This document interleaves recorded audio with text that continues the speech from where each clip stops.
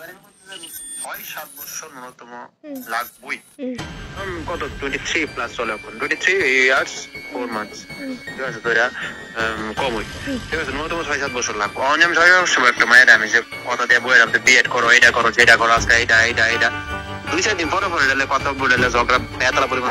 আমি তোমার একটা কথা কই, হ্যাঁ শোনো, আমি যে লাস্টে গিয়েছে যে আমি যে যদি কোনো কারণে আমি নিজেকে না খারাপ করতে পারি, মানে তুমি চাকরি পাইছো আবার তোমার এক্সট্রা ইনকামও লাগে আসলেই।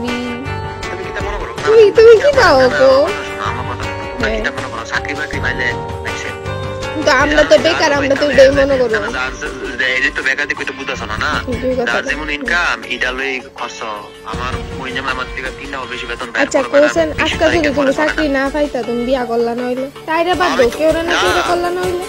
কেউই বলো আরে এটা তাই কি দেবে? তারা দিন কইছে কথা জন্য কোন কোন বিয়া করলে আমি একটা কথা কোন তারা এই জিনিসটা কইতেছি তো তুই দেই বাইচা আমি কোন জীবনে দেই যাবে কোন বিয়া যদি করি তেমন মনে করিস না যে আমার কোনো লাইফ অন্য মেয়ে ফেলাইছি বা সোশ্যাল মিডিয়া ইউজ করে দিকে মায়া বানো কম না। না না এটা কোনো কথা না, সোশ্যাল মিডিয়ারই কোনো কথা না। এইটাই কথা এর পেছে কমেন্ট পেছে অপশন অফ নাই নাই সেই নাই আলতু ফালতু কথা বলতে এই জিনিসটা বুঝতেছ না জান কোন জিনিসটা দেখো না সাইডে শুধু আছে একমাত্র মন খারাপ আর না নাকি আমি যে জিনিসটা বুঝাই রিলেশনশিপ এমন কোন কথা রিলেশনশিপ কলেজ রিলেশনশিপ ব্রেকআপ হইতো না বা এমন কোন পরিস্থিতি তাইলে যেটা আমি বুঝাই করতেছি এমন তো না যে আমি ধোকাইতাছি বা আচ্ছা ঠিক আছে বুঝাইতাছি, আমি তোমার বুঝাইতাছি এত সুন্দর কেউ বুঝাইতো না রে তো কি জানি কইতাম ছিলাম তো তাই তো 23 বছর চলে যে ওই বউ ইসে না মন ওইব তো অবভিয়াসলি তাই তো তোমার বিয়ার কথা কইব, কারণ একটা মায়ের 23 আর ফুলার 23 এর ভিতরে ডিফারেন্স আছে কিন্তু। তো অহন এই আজকের দিনের থেকে কি তাই 6-7 বছর বন্ডা মোর কথা লিখো না। আমি তো তার ভিডিও বুঝাইতাছি না তাই কি তোমার বালা ভাই অন্য করে বিয়া করতো? ওই তো তুমি ওনা আবার বলে কথা কইতাছ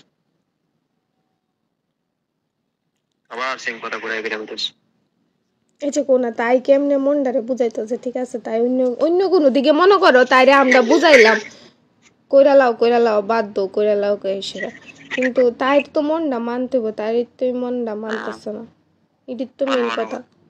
একদিন দিকে মেনে নেব বুঝা দেব বুঝছি কালকা মানে আয়ো। পরিস্থিতি এরকম চাপে পড়লে সবই বুঝন লাগে, দুনিয়াটা এত সহজ না,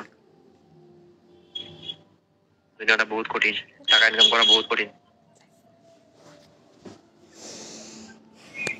আমাদের ব্যবসা বাণিজ্য ছাড়া কোনো কিছুতে বুঝে না, এটা মনে হয়। আর এই টাকার লেগে একদিন বহুত কথা শুনছি এলাকার ইন ফিউচার গিয়ে সেটা আমি কোনো কিছু শুনতে চাই না ডাইরেক্ট কথা। ইন ফিউচার হোক ফ্যামিলি ভিত্তিক আর হোক এমনি নর্মাল মানে মা বাবা ভিত্তিক, ঠিক আছে? টাকা পয়সা কেমন জানে সেটা আমি সিগনালাইজ অনেক,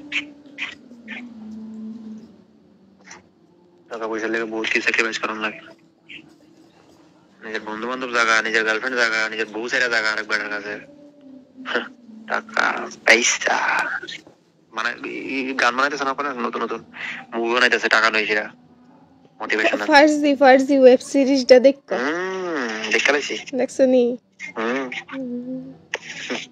নিজেরা টাহা বানায়া নিজের ওই টাহাটির ভিতরে আগুন লাগাইছে, আবার টাহা অনেক সমাজে সংসারে আগুন লাগায় এটা বুঝাইছে আর কি ফার্জি স্বাভাবিক।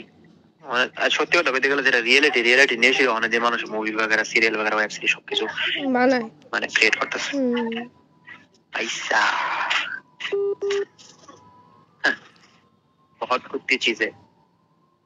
अच्छा चुके नियत बदल देती है। আচ্ছা ওখানে কালকা বাইরো আমার শুনু ফোন করতেছে। হ্যাঁ ঠিক আছে, হ্যাঁ ঠিক আছে, কালকা কত হইব আয়া।